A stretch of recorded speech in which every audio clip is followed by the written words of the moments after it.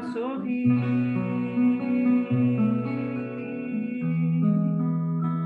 Brilha a vossa luz, ela que conduz, te leva aos bons caminhos, caminhos para Jesus.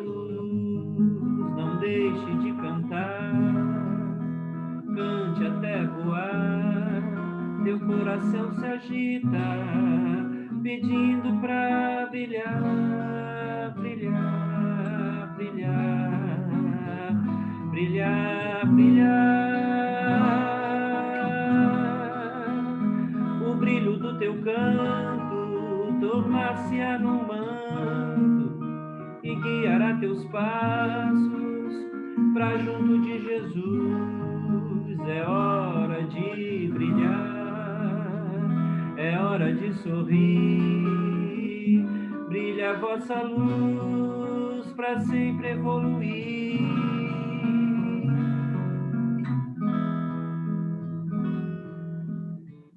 Brilhar, brilhar, brilhar.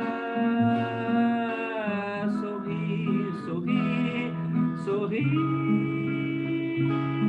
Cantar, cantar, cantar.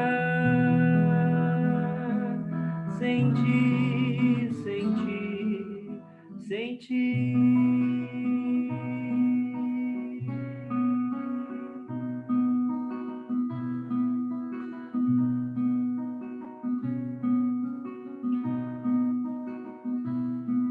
Alcance a luz maior,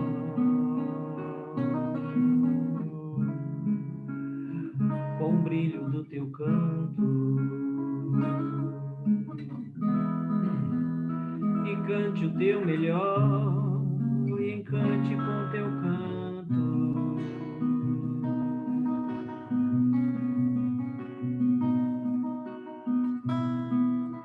Vivendo a cantar, amando de Jesus.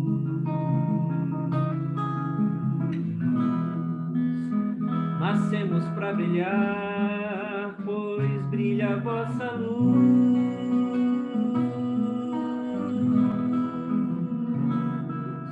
Brilhar, brilhar, brilhar. Sorrir, sorrir, sorrir. Sem julgar, sem fingir, apenas pra sorrir.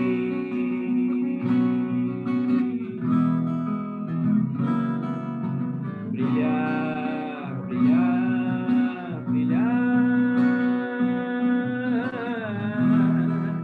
Sorrir, sorrir, sorrir. Sem julgar, sem fingir, apenas pra sorrir.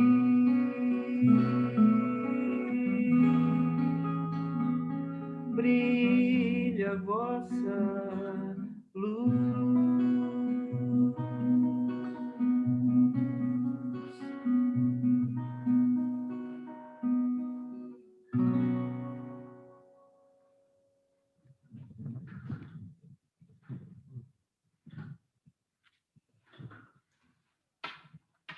Então, a gente vai ler do capítulo 17, Sede Perfeitos.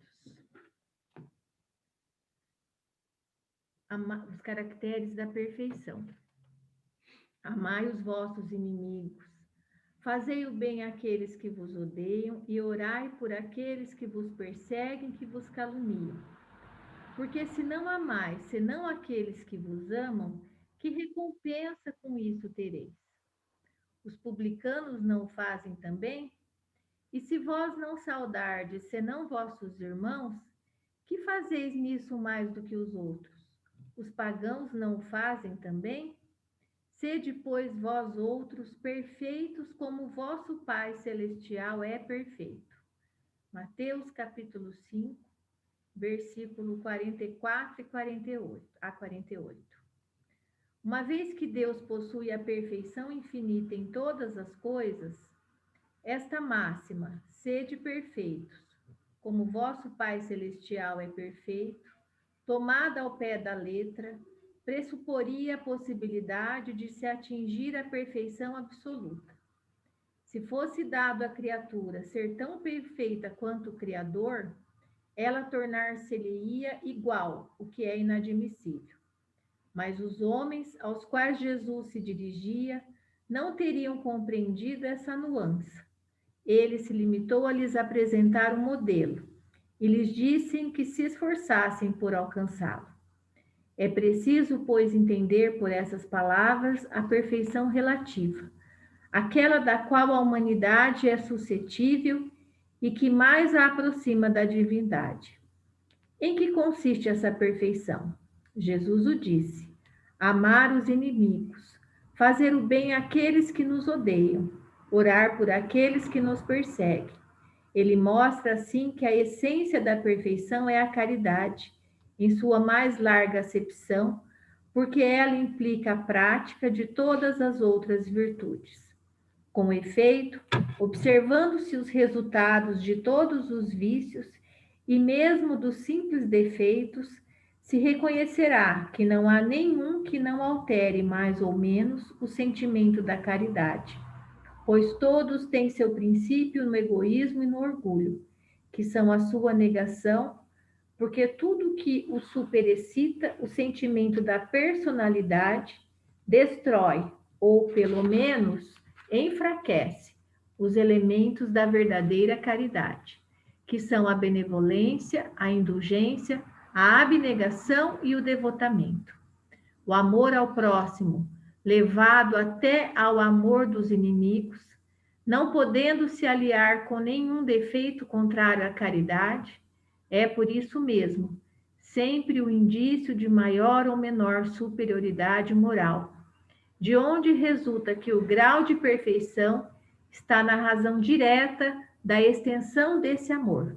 Por isso, Jesus, depois de ter dado aos seus discípulos as regras da caridade, naquilo que ela tem de mais sublime, lhes disse: sede, pois, perfeitos, como vosso Pai Celestial é perfeito.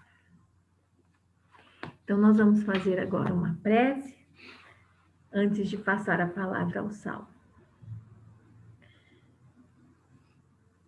Querido Mestre Jesus, queridos amigos, trabalhadores da Casa do Caminho, que estão sempre a postos, nos estimulando ao bem, ao progresso, à nossa união, ao nosso crescimento enquanto grupo. Mais uma vez, Senhor, aqui reunidos, te agradecemos por essa oportunidade.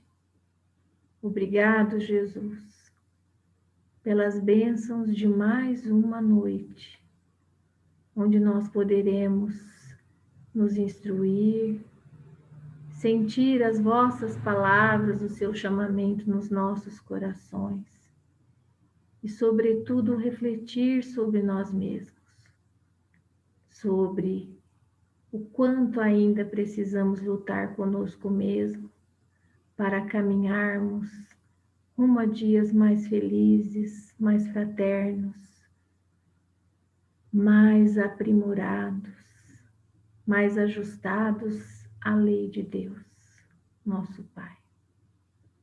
Obrigado, Senhor, porque sempre contamos com essas oportunidades em nosso caminho. Obrigado, Senhor, por todas as bênçãos recebidas.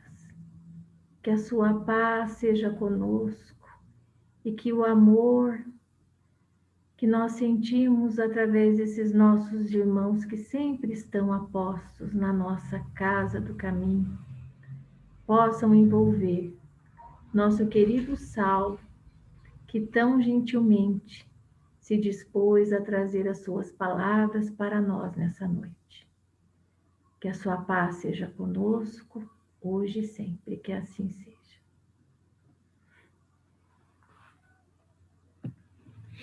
Então, gente, desse modo eu vou passar a palavra ao Saulo, que fica à vontade, Saulo, a casa é sua. Obrigado, Kátia.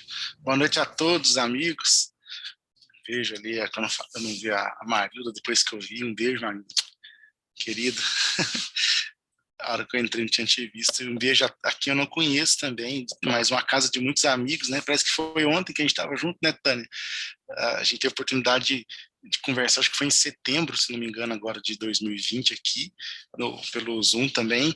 E agora o convite de novo pela Kátia, fiquei tão feliz de poder reencontrá-los e de trazer esse tema que, como todos nós aqui sabemos muito bem, que quando quem está com a bola da vez de poder provocar essas reflexões, sem dúvida o maior beneficiado, né, quando se propõe mesmo a entrar em contato com esse tema e viver minimamente que seja para poder então tentar trazer as percepções que a gente tem muito além, óbvio, do que trazer qualquer tipo de conhecimento, que não é esse mesmo o nosso propósito, né, de ficar fundamentando, conceituando, trazendo qualquer outra novidade da riqueza que possui a doutrina espírita e da riqueza que já tem tantos ensinamentos. Então, cabe a nós mesmos a refletirmos, entrarmos, nos inspirarmos em algumas vidas, e esse é um trabalho que eu tenho feito, e principalmente, acima de tudo,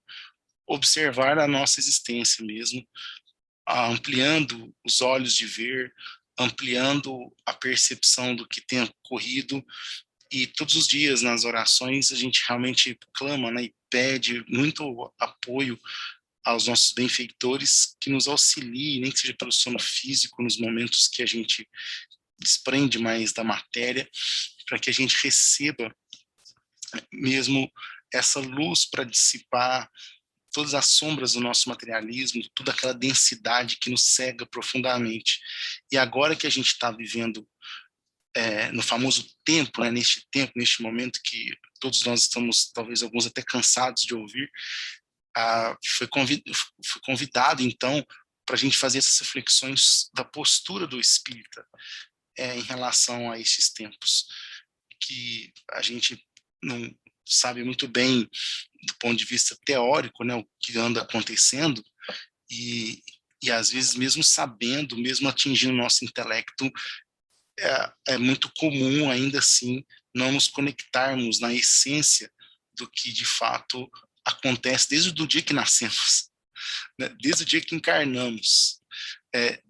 E às vezes esses momentos, me perdoe se eu falar momento, esse tempo, que fica até repetitivo, né, de falar isso, mas agora que a gente tem passado uma coisa talvez externa, que os olhos alcançam, né, os ouvidos também alcançam, os sentimentos são sensibilizados por dores externas, faz um convite profundo para a gente olhar, na verdade, o interno, mais do que nunca, né? É interessante como que o mundo inteiro, a gente ouve notícias a todo instante, cada hora sobre uma perspectiva, com números, a cidade pequena, eu sei que Londrina também é uma cidade que com certeza muitos se conhecem, né, pela proporção do tamanho, embora seja uma cidade grande. Sacramento é uma cidade muito pequena, aqui a morte tem nome, né, não é só número, então quando as pessoas desencarnam, não é simplesmente a estatística que muda, mas é um amigo mesmo, porque é a cidade que todo mundo conhece, e nós, além de tudo, temos nossos familiares, talvez aqui nessa roda, alguns já foram, aí, entre aspas, vítimas, né, de situações difíceis. Então, tudo que nós formos projetar à luz da matéria, à luz realmente do homem, a perspectiva, sem sombra de dúvidas, é ruim. Ela é muito difícil mesmo quando a gente entra nesse olhar, e se a gente quiser ampliar e desdobrar situações de comparação ou de estatística, de perspectivas, a gente sabe que a gente vai sair mal se nós, de fato, entrarmos no olhar, repito, da perspectiva do homem. Agora, aí que entra a nossa prosa, né? Falando um bom mineirês aqui. A nossa prosa, eu peço licença para a gente, de fato, mergulhar naquilo que todos aqui talvez tenham já tido conhecimento, que é a doutrina dos espíritos, considerada a terceira revelação, quando a gente amplia, então, o olhar, não para 2 anos para cá, mas ampliamos um olhar em termos de planeta mesmo, e a gente tendo uma capacidade de escala, né, de perceber a escala, se torna muito,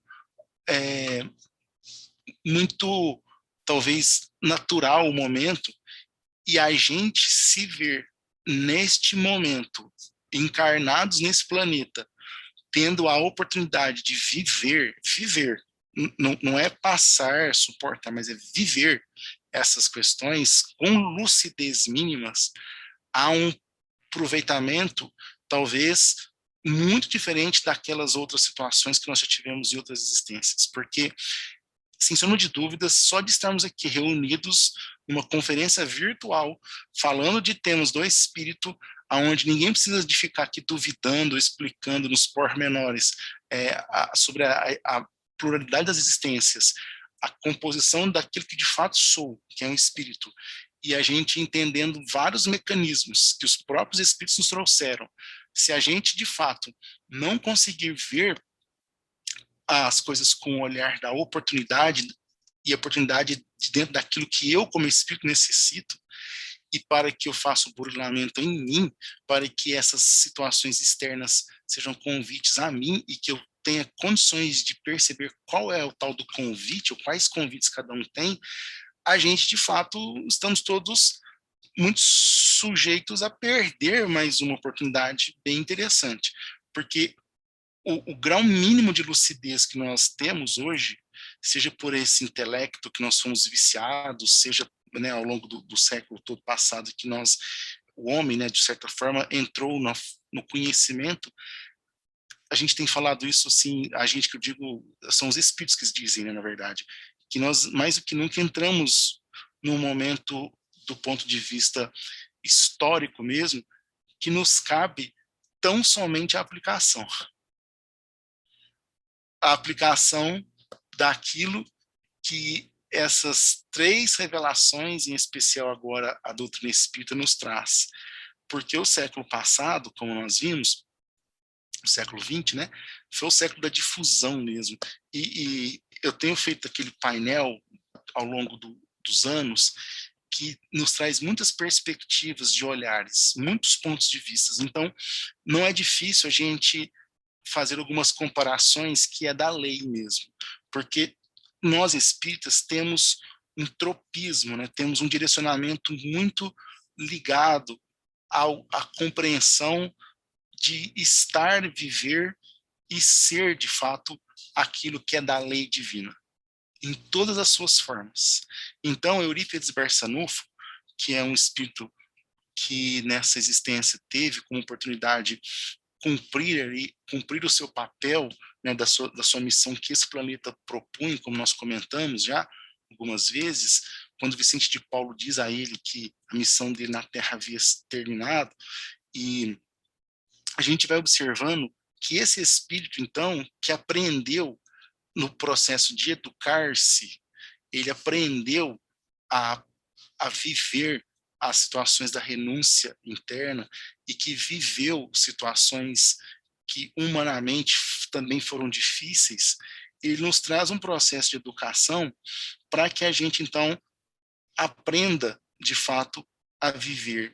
E a postura do espírita, portanto, daquele conhecedor do espírito, ela traz um componente diferente do que vivermos com matéria, porque é antagônico a visão do espírita, ainda mais cristão, do cidadão do mundo.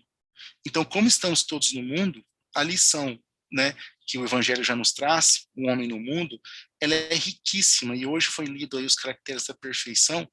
Então, fazendo essas analogias com algumas coisas que são da lei, a gente pode, por exemplo, perceber o esforço humano de fazer algumas construções que são inspiradas pela lei, como a lei de progresso, a organização de um modo geral. Então, veja bem, esse planeta, que quando a gente olha para a nossa galáxia, a gente aos nossos olhos nus, né? Nós conseguimos enxergar vários planetas.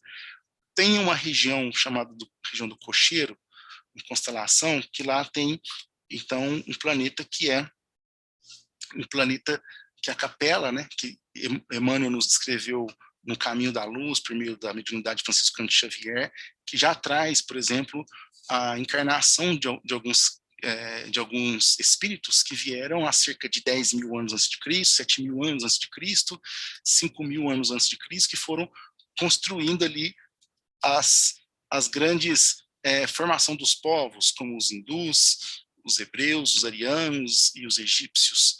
E aí foram degradados daquele planeta em razão de questões diversas que quem sou eu, quem somos nós para poder fazer aqui avaliar, mas pelo que é trazido por esses espíritos, a gente percebe que vieram contribuir com o progresso deste planeta, né? Aquele planeta que já estava, de certa forma, entre aspas, no nosso linguajar mais evoluído, e por uma questão de espíritos que estavam, ainda que relutantes ou resistentes à condição daquele planeta, foram então degradados para um planeta, entre aspas, inferior.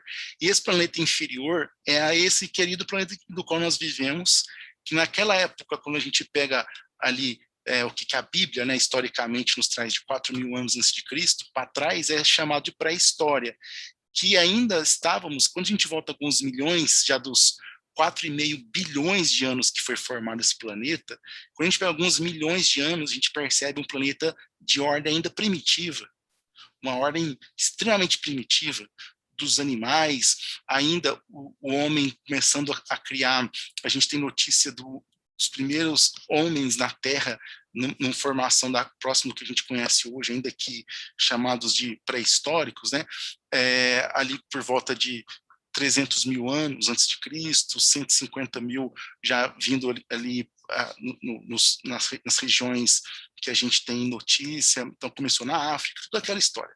Quando a gente entra no que a Bíblia começa a contar historicamente ali de Noé, né, que na verdade já as civilizações já estavam instaladas de certa forma, já haviam milhares de pessoas no globo, a gente vai vendo que esse planeta começa a se preparar para um momento onde o tipo da prova ou a tipologia, se eu posso assim falar, desse planeta, a classificação, como os espíritos nos trazem, ele começa a entrar no mundo, então, de provas e expiações, aonde esses espíritos começam a exercer o seu desenvolvimento ali. E aí é quando a gente percebe, ali para o ano de mais ou menos 1400 e tanto, vamos arredondar, vai. Não, aliás, antes de Moisés, vamos pegar Abraão 2.000 anos antes de Cristo. Eu ia falar de Moisés, mas vamos voltar um pouquinho mais. Então a gente vê Abraão entrando, encarnado ali, né, ali nos Hebreus, começando mesmo a ter o primeiro contato de ordem de conexão direta com aquilo que eles chamavam então de Deus, porque Deus até então era uma coisa representada por formas, diversos deuses, e não havia um Deus, não tinha noção de um Deus único ou de uma coisa que Deus fosse invisível, né? Que não tinha forma, que não tinha um objeto, que não era uma coisa, entre aspas, me permita assim falar.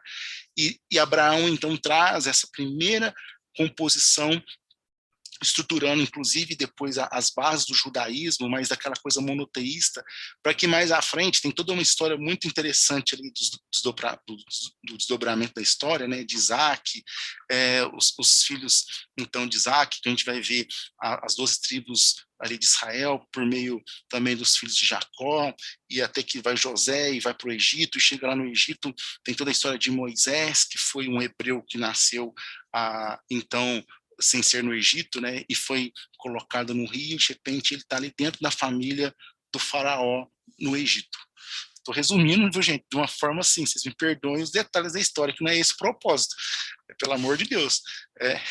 Então a gente vai vendo um espírito já encarnado numa situação onde, no meio de uma civilização egípcia, que desses que foram degradados de Capela, foram aqueles considerados um dos mais avançados, modernos, com coisas que até hoje nós aqui encarnados ficamos inculcados, como é que os egípcios faziam aquilo, e ele encarna-se ali dentro numa situação completamente diferente, e os conflitos junto a seus irmãos de sangue, né, que eram, de fato, os hebreus ali, fez com que houvesse todos aqueles movimentos até que, então, esse espírito tivesse, aliás, esse homem tivesse contato também com Deus, da maneira como assim falavam à época, com os fenômenos que, transformando então o seu cajado em serpente e percebendo os poderes que estavam ao seu favor, entre aspas, naquele tempo tinha os ungidos, né, por Deus, que eram inquestionáveis quanto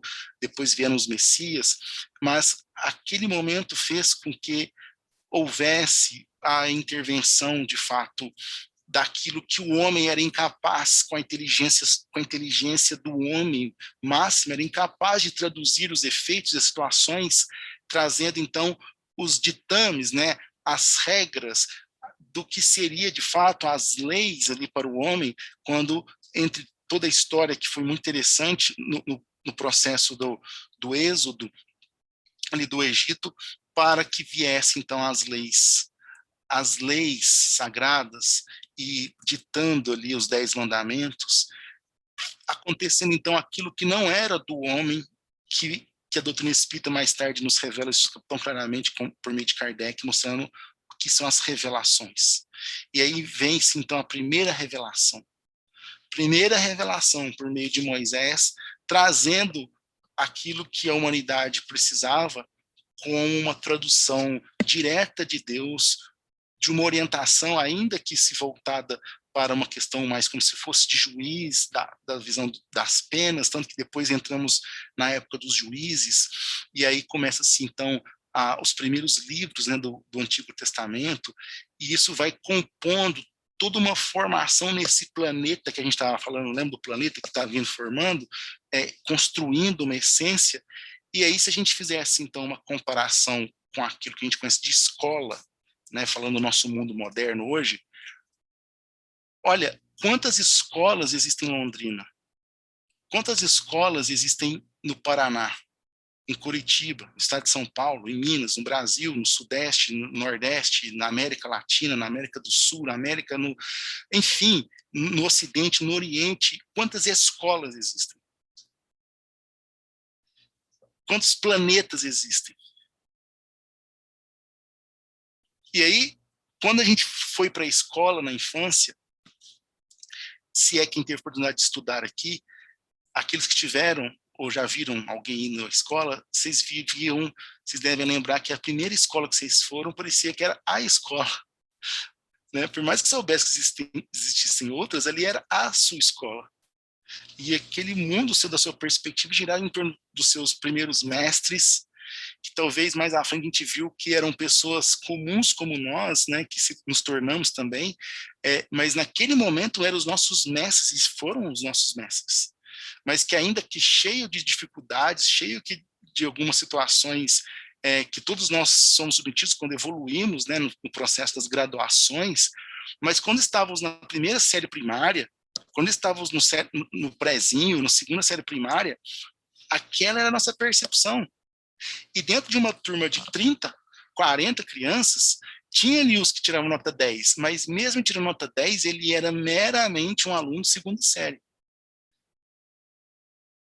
Você tinha alunos que talvez tirassem notas baixas, e tinha os que tiravam nota altas, mas o que distinguia nota baixa e nota alta era uma questão meramente de provas ali, mas em termos de grau, de momento, ainda eram crianças de segunda série, estão me entendendo?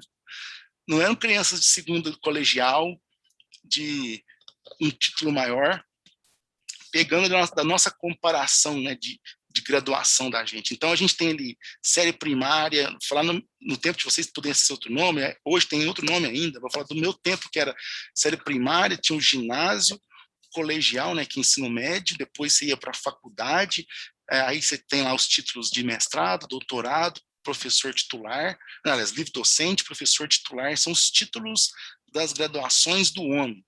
Mas quando a pessoa está na segunda série primária, a turminha ali, a perspectiva dela, a visão que ele tem do moço que está na 4ª série, do moço que está na 8ª série, são coisas completamente proporcionais. E nós, nesse planeta que nós estamos num planeta ainda de ordem quase que primária. Pouquinho depois do primário, nós estamos num planeta onde é de provas e expiações. Nós sabemos que a gente está passando, e depende de nós, não é o planeta, né? Somos nós, como espíritos, um processo de regeneração para o mundo regenerado, onde você vira os 51% do bem contra 49% do mal. Porque ainda assim teremos 49% de ausência de bem no planeta. Hoje, a maioria ainda predomina o mal. Por isso que ainda estamos no processo de provas, de expiações, de transformações, que é o que temos para esse planeta neste momento. E é o planeta do qual estamos, e se a gente comparar um planeta como escola, eis aqui a nossa escola. Então, quando a criança vai para a escola e ela vai aprender as primeiras lições de português, veja, nós não estamos compondo livros, por mais que as crianças escrevam livros, né, os nossos filhos, ainda não são livros de ordem, assim, da maneira como a gente conhece. São os primeiros exercícios para aquilo. A hora que ela começa a aprender a matemática, é aquela coisa de 2 laranjas, com mais 2 são 4, e é ainda uma coisa rasa, mas para a criança, no nível que ela consegue, alguns já conseguem dar uma sacada, assim, de pegar algumas coisas a mais, mas está naquele nível. Quando você, na visão do homem, escala para o mocinho que está no 3º colegial, fazendo o tal do vestibular, e ele vai, então, quase que trocar de patamar, ou a gente está no primário e vai para o ginásio, parece que você muda a natureza da tipificação das provas ali. Então, as provas que nós temos num planeta como o nosso, é tudo à altura da graduação que nós temos. Agora, do mesmo jeito que você tem escolas que, assim, com todo respeito, né? Às vezes, aqui no interior de Sacramento, você tem uma escola de 2º grau que tá mais carente mesmo de recurso do que uma de 2º grau lá dos Estados Unidos, ou sei lá da onde, da Inglaterra, do Japão, né? Agora, você pegar um menino aqui também e colocar ele, tirar daqui, e colocar ele lá no Japão, colocar ele lá no Reino Unido, assim, do nada, talvez a gente complique um pouco mais a vida do caboclo, né? Agora, quando há a preparação e há toda uma situação para aquilo, tudo aquilo vai ao encontro da necessidade. E aí, por que eu estou falando tudo isso? Porque nós somos alunos desse planeta. E nós nos matriculamos aqui. Nós nos matriculamos aqui. E se a gente avançar um pouco mais o olhar, se fôssemos, por exemplo, uma faculdade, como que um candidato a uma faculdade de engenharia, ao entrar em contato, ao receber a oportunidade de estar cursando uma faculdade de engenharia, como que esse aluno pode queixar ou reclamar de lidar com contas? Como que um candidato à medicina, que quer passar pelos estágios que a medicina propõe para ser um médico, como que ele pode queixar-se de lidar com pessoas que queixam de dores físicas ou que têm suas doenças ou coisas do tipo? Como que um dentista pode queixar-se de mexer na boca de uma outra pessoa? Como que um professor pode queixar-se de lidar com um aprendiz? Como que um farmacêutico pode queixar-se de lidar com medicamentos? E assim sucessivamente.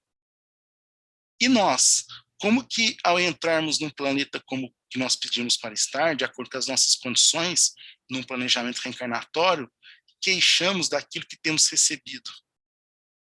E as crianças que queixam da lição dos professores, porque ela vai à sala de aula, ainda que numa visão imatura, completamente cega de qual é o propósito de estar ali, porque para ela o que importa é a relação com o coleguinha, para alguns ainda que ligados no viés do materialismo, é a pasta, o caderninho, a mochila, o estojo, né? Aquele estojo no meu tempo tinha aquele estojo de vários elementos, tinha lupa, tinha régua, tinha não sei o que, eu ficava doidinho com aquilo, você não estava nem concatenando ligado ainda com os ensinos de estar diante do seu mestre, sua professora. A gente nem percebia, e a professora dava lição, você ficava tentando, ainda pela nossa infantilidade. Quando a gente começou, em algum momento, a se conectar e perceber a grandeza do mestre, você fala assim, nossa, cala a boca aí, amigo, deixa eu prestar atenção na hora que eu não posso perder isso. A gente começa a amadurecer e se ligar, e a gente passa a observar que ao longo dos anos, nós jamais ficamos desamparados.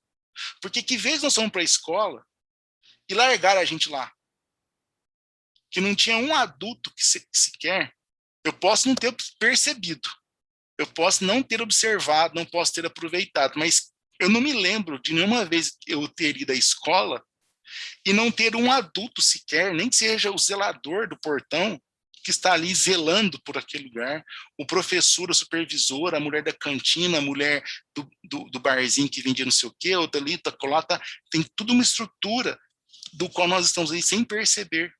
E esses são os espíritos que passaram, aliás, essas são as pessoas que passaram por coisas que hoje estão ali me ensinando, que hoje estão ali exercendo, e esses são os nossos mestres, são os nossos benfeitores, são espíritos que nos conhecem muito mais do que a gente, porque eu, quando criança, quantos olhares eu tive de adultos que me assistiam e eu nem observava o que estava sendo observado. Quantos mestres me olhavam e me conduziam sem eu nem perceber o que estava acontecendo. Quantos me deram estímulos e me fizeram coisas do qual eu fui aproveitando sem eu nem tomar consciência de fato que aquilo vinha acontecendo. Até que eu, falando de mim mesmo, Saulo, tá? Eu tive oportunidade de estudar mais à frente, eu tive oportunidade de fazer faculdade. Então, chega alguns momentos que mesmo com a nossa imaturidade, eu tive oportunidade de fazer também uma pós-graduação em nível de mestrado, também fiz o doutorado, que você vai percebendo o aproveitamento de você, então, ir ao encontro disso. Eu tive a oportunidade também de orientar alguns alunos, né? A gente também se torna minimamente professor, e a vida vai nos convidando a um processo que, cronologicamente, na visão do homem, passa muito rápido. Agora, e nós como espíritos? Já que cada um segundo suas obras. Porque se lá na prova da escola, eu vou lá e eu, um mau aluno, eu faço as minhas colas e eu consigo acertar o gabarito, ou eu decorei do gabarito, eu passo de ano mesmo. Ou às vezes o ano passa no calendário e eu até passo de ano porque não pode mais reprovar hoje em dia, ou coisa do gênero. Então, as coisas do homem me empurram à frente, mas para o espírito não. E assim, a postura que nós temos hoje diante de tudo isso é a gente perceber qual é a lição que eu devo estudar, qual é a lição que eu estou em falta comigo mesmo e quais são as lições que esse colégio do qual eu estou matriculado, ou essa disciplina que agora, a matéria que está passando na minha vida, porque quando eu estou na aula de história, não é hora de pensar em matemática. Na hora que eu estou estudando química, não é hora de eu começar a querer cismar com inglês. E a matéria que estamos passando agora chama-se, por exemplo, pandemia, chama-se relacionamento no lar, ela chama relacionamentos espirituais de várias formas. Ela chama e sempre nos convidou, por exemplo, às renúncias íntimas, de eu desgostar daquilo que me aprisiona, desgostar de prazeres mórbidos, desgostar de coisas, de paixões que eu ficava sempre assim no fundo mesmo, agarrada com aquilo que é fruto mesmo da minha vaidade, que eu sou notado, sou percebido, um orgulho que aquela coisa desregulada da realidade do que eu acho que sou, mas na verdade são projeções que me compraz, porque eu acho que o outro me acha, então eu fico achando que então eu acho que eu sou melhor, então a hora que o outro atende um capricho meu, e aí de repente várias coisas me convidam a construir novas energias, a construir, e aí o cristão no mundo, portanto, ele entra justamente nesse processo que eu vinha falando, que mais à frente a humanidade foi caminhando depois de Moisés. A história é muito interessante quando você vai vendo do ponto de vista dos acontecimentos e do mote assim, do planeta, até que Jesus, então, encarna o governador do planeta, aquele espírito do qual já vinha se comunicando com esses outros personagens que eu citei há pouco, e ele então encarna, assim como quando ele, governando também Capela, falou com esses espíritos que viria justamente para auxiliá-los de uma maneira aplicada. E aí nessa seiva que a gente percebe alguns espíritos que não sou eu que digo, né, são o que foi nos trazido por esses espíritos, como o próprio Chico, que vem, né, e tantos de nós, em diferentes condições, que vêm desses locais e com um compromisso direto ligado ao Cristo. E aí a gente percebe, então, que Jesus trazendo agora uma segunda revelação, que é, mais uma vez, direto daquilo que é divino. A revelação não é de um fruto de uma inteligência humana. As grandes contribuições que o homem fez, desde ali nas civilizações anteriores à Grécia, quando os egípcios, os próprios gregos, e no Renascimento, na Revolução Industrial, agora na revolução que a gente está passando agora da informação, até os dias atuais, que são coisas magníficas, ainda assim não são revelações, porque não trazem uma coisa que extrapola a capacidade humana da sua inteligência. E naquele tempo, então, Jesus traz um paradigma extremamente novo ao planeta, que é o paradigma, né, a maneira de ver e fazer as coisas, a maneira de ver, de olhar, que é o amor. E aí ele traz a composição estruturada daquilo e anuncia que traria a terceira revelação quando estivéssemos preparados. E no auge do materialismo, no auge de quando o homem, estudando a matéria, havia em 1808 a primeira descoberta do núcleo, né, ainda no modelo atômico de Dalton, e você via ali então Charles Darwin evoluindo com a parte da evolução. A gente já vai observando os aspectos ligados anteriormente do iluminismo, todo o pensamento Auguste Comte com positivismo, trazendo aquela visão arraigada mesmo do materialismo, quase que deixando assim, olha, ciência é o maior bem da humanidade e Deus é para lá. Então, separando essas duas coisas, que é então quando surge, não é que surge, né? Encarna, na verdade, um espírito compromissado, e que haviam alguns na reserva, entre aspas, ali, que esse espírito altamente comprometido com a ciência, a vida de Kardec, ela, para quem já examinou ela mais de perto, né, tem muitas biografias, a gente vê o percurso que esse homem, vamos falar como homem, que esse homem fez, de já ir se coligando a várias sociedades que se tinham de várias frentes ligadas à ciência, a sua forma ainda que terna, lidando no aspecto da educação, um direcionamento, uma vida muito difícil do ponto de vista ali do seu pai, que se ausentou, ainda que no início da sua vida tinha as condições de posses, mas passando-se os desafios, os conflitos que o homem passa na Terra mesmo. Então ele mais à frente encontra-se, né, com a sua companheira, e aquilo cada vez mais estudando, envolvido com a ciência, que muitos de nós rotulamos também como cético, por qualquer outra questão que houvesse ligada a essa coisa do espiritualismo, né, que surgiu então, os fenômenos, até que a estirpe desse espírito, que já carregam-se algumas outras existências, balizadas com Cristo, um instrumento pronto para servir, ele traz então o fundamento, a essência daquilo que revelou-se com o Espírito da Verdade, que é a terceira revelação, trazendo, descortinando agora tudo que estava além da matéria, que é a visão do Espírito. E assim, alguns espíritos, a leva de espíritos que encarnam no planeta naquele momento do final do século XIX, como no Brasil Bezerra de Menezes, Bittencourt Sampaio, a gente pega tantos nomes aqui, Kai Barchutel, um Eurípides Barçanufo, a gente vai pegando uma série, e um Leon Denis lá na França, com conexão já depois com o Brasil, aonde uma participação assim de superação de todos eles, né? Se você examina a vida de cada um, a gente vai vendo os desafios do homem que talvez fosse muito maior das questões que hoje a gente nem percebe mais, a ponto de que o espiritismo mesmo era considerado crime, e voltava, ia, e vinha e voltava, as discussões em praças públicas aqui, por uma questão simplesmente de você perceber uma relação fortíssima com outros interesses do homem, fez com que todos nós aprendêssemos lições valiosas com a vida desses espíritos.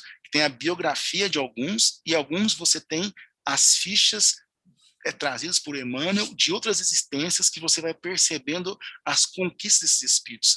E cá estamos nós, porque no 1910, então, encarna Chico Xavier, e Chico, que eu tenho as minhas percepções anteriores, cada um tem as suas, mas Chico, ele, quando conecta-se com Emmanuel no ano de 1931, e ele começa a escrever, depois com André Luiz, Humberto de Campos, aquela imensidão, aquela produção já alinhada com o pensamento do Cristo, de trazer a revelação agora de uma forma ampliada, faz com que nós tenhamos uma biblioteca imensurável do acervo da codificação divina para nós de forma aplicada.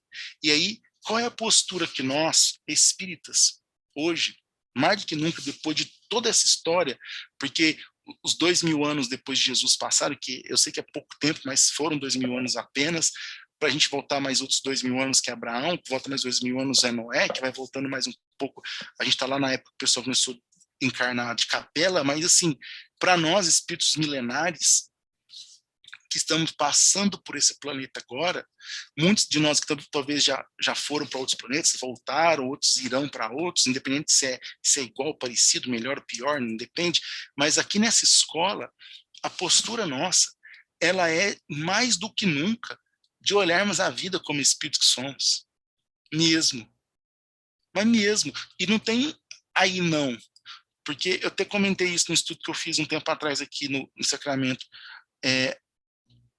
a gente vai bem até chegar na linha e falar assim, não, aí não. Aí sim. Aí sim. O bicho tá pegando para nós. Aí você fala assim, mas esse rapaz falando essas coisas porque não tá passando nada e tá lá, ó. Tá aí, fica aí falando, é fácil falar.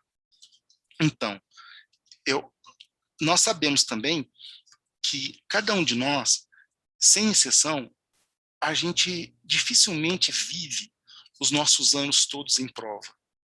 Assim como na escola, a gente não encarna e fica fazendo prova todo dia na escola. Eu sei que a prova da escola não tem nada a ver com esse tipo de prova, mas vamos usar a palavra.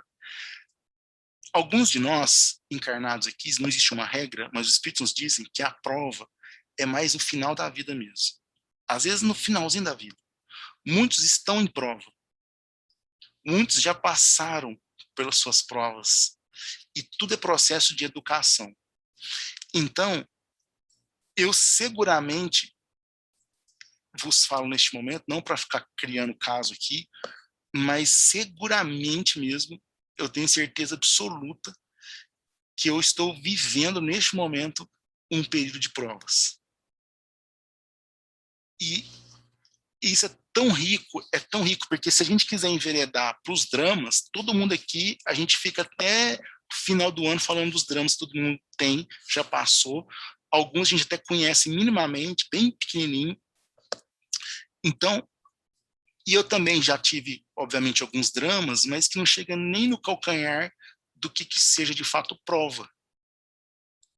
Porque a gente passa por situações embaraçosas, situações muito dolorosas, situações diversas, que são os mecanismos da lei que o próprio Leon Denis traz, lá no capítulo 50, quando ele fala das adversidades, no livro Depois da Morte, ele traz ali a visão da lei, a dor como lei, né? A visão, porque nós ainda não sou um espírito evangelizado, que pela minha evangelização eu consigo transcender as questões.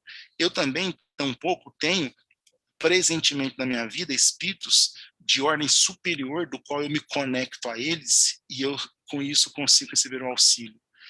Então, ainda estou submetido aos processos de dores, que, quando bem compreendidos, eles nos direcionam a movimentos redentores, a movimentos que a gente, de fato, consegue se desprender e exercitar o processo de educação dentro da renúncia. E nesse instante da minha vida, independente da pandemia, a pandemia ela veio, na verdade, como para todos nós, até piorar um pouco mais os cenários, na visão do homem, eu digo, é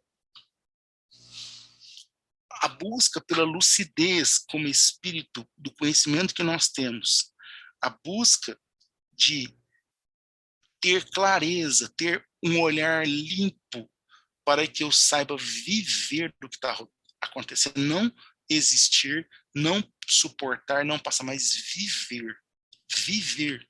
Assim como esses espíritos todos que a gente mencionou, e quando você pega na época de Cristo, tantos exemplos e vidas, de outras formas que o conhecimento não tinha nada disso que a gente hoje tem de conhecimento intelectualizado, que hoje nos substancia, hoje nos dá um conteúdo, um filtro riquíssimo para que fique no meu querer.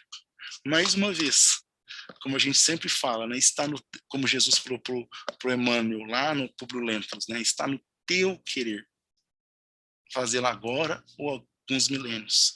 E nós espíritas, passando pela situação que estivermos passando de dificuldades aos olhos, dificuldades externas, quando nós voltamos para dentro de nós e eu me percebo a minha real necessidade para que eu de fato me jogue e eu deixe ser o trigo moendo, que eu fico ouvindo o moer do trigo em mim, deixa moer o meu orgulho, deixa moer as minhas questões ligadas à vaidade, deixa moer o meu egoísmo para que eu construa o pão, sabe? O pão da humildade, construa o pão do trabalho, construa o pão da fraternidade, o pão de tantas questões. Eu vejo tudo esse momento que a gente tem de extrema situação de ordem, onde o trabalho se torna escasso. Então, eu me preocupo com as questões materiais, e aí eu começo, então, a buscar em mim, assim, mas não é ficar doido de ressignificar as coisas na cabeça, ressignificar dentro de nós mesmos. Afinal de contas, qual que é o caminho que eu tenho buscado? E aí, Senhor, o que queres que eu faça?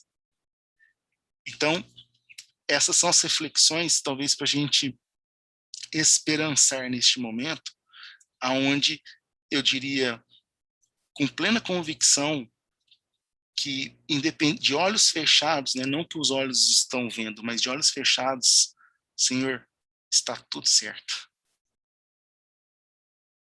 Está tudo certo. Se eu estou matriculado aqui nessa escola, com tantos tutores e professores, porque na prova, na escola, você já viu o que acontece? Os mestres ficam em silêncio, deixando que os seus alunos façam sua prova. E agora é hora. Então, sigamos em frente, meus amigos. É isso, eu vou abrir a palavra aqui para não ficar tomando conta de tudo, né? Senão a gente fica falando sem parar.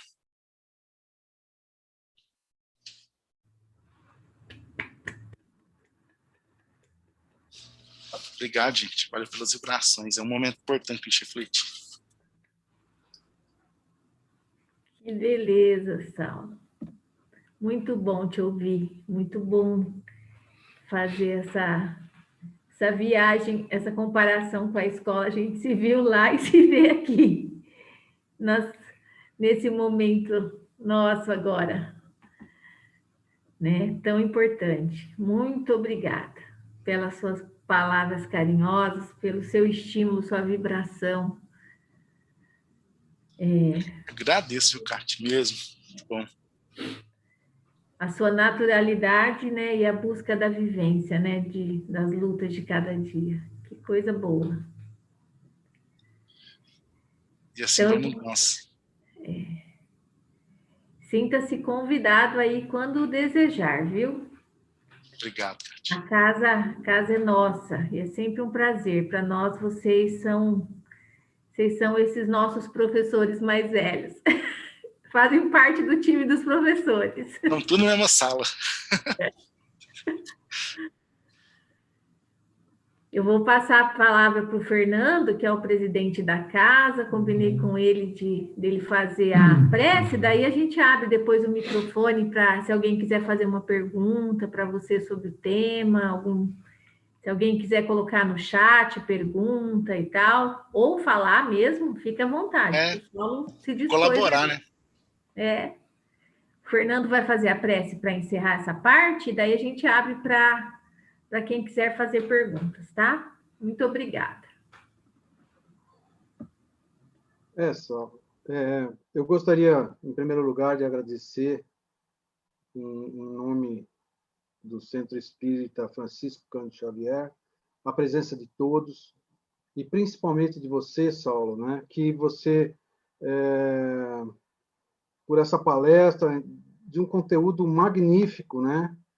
Com uma linguagem muito simples e clara, que possibilita a gente a ter um entendimento de um assunto tão primordial e tão atual, né, que todos nós estamos vivendo. Esse tema nos comove de todas as maneiras, né? Quem está passando por sofrimentos atrozes, por perdas, por doenças. Então, é um tema que nos acalanta, que nos dá muita esperança na nossa evolução, apesar dessas dificuldades que nós estamos passando, né? Então, eu pediria que todos nós cerrássemos os nossos olhos, os olhos físicos, para que possamos abrir os olhos do espírito. E depois dessa palestra, entendemos mais um pouco por que Jesus é denominado mestre. Por ele ser o mestre dos mestres, o nosso querido e amado mestre. A Eurípides Barçanufo, que possibilitou que nós permanecêssemos juntos, estivéssemos aqui hoje, lutando para que, passo a passo, consigamos aprimorar os nossos sentimentos, abrindo a nossa consciência espiritual e fortalecendo a nossa vontade para que possamos vivenciar cada dia de uma forma mais plena o amor ensinado pelo nosso mestre. Muito obrigado por mais essa lição, por nos mostrar que todas as ferramentas que precisamos neste momento estão à nossa disposição, estão ao nosso alcance. Basta que nos esforcemos para aprender a utilizá-las no nosso aprimoramento espiritual. Muito obrigado aos nossos mestres e que assim seja. Que Jesus permaneça conosco. Obrigado.